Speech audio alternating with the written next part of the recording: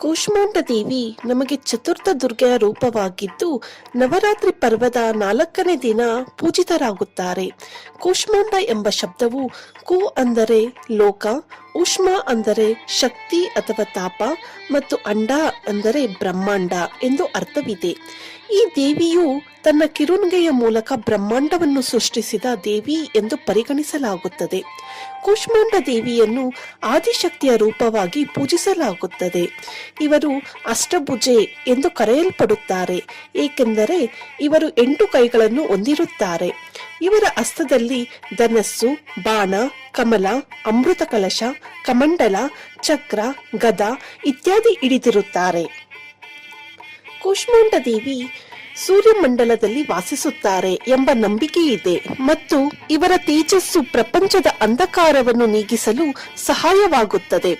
ಕೂಷ್ಮಾಂಡ ದೇವಿಯನ್ನು ಪೂರಕವಾದ ಆರೋಗ್ಯ ಮತ್ತು ಬಲವನ್ನು ಒದಗಿಸುವ ದೇವಿ ಎಂದು ಪರಿಗಣಿಸಲಾಗುತ್ತದೆ. ಇವರ ಆರಾಧನೆಯ ಮೂಲಕ ಭಕ್ತರು ಆಯುಷ್ಯ, ಆರೋಗ್ಯ, ಶಕ್ತಿಯನ್ನು ಹೆಚ್ಚಿಸಿಕೊಳ್ಳಬಹುದು ಎಂಬ ನಂಬಿಕೆ ಇದೆ.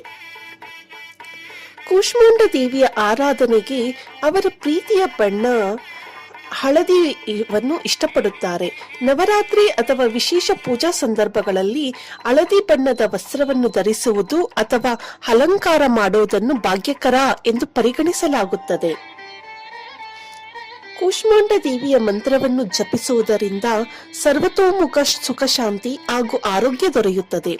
ದೇವಿಯನ್ನು ಆರಾಧಿಸಲು ಶಕ್ತಿಯ ಮಂತ್ರದ ಪ್ರಭಾವಶಾಲಿ ರೂಪ ಹೀಗಿದೆ: ಓಂ ಹೈಂ ಹ್ರೀಂ ಕ್ಲೀಂ ಕೂಷ್ಮಾಂಡೈ ನಮಃ.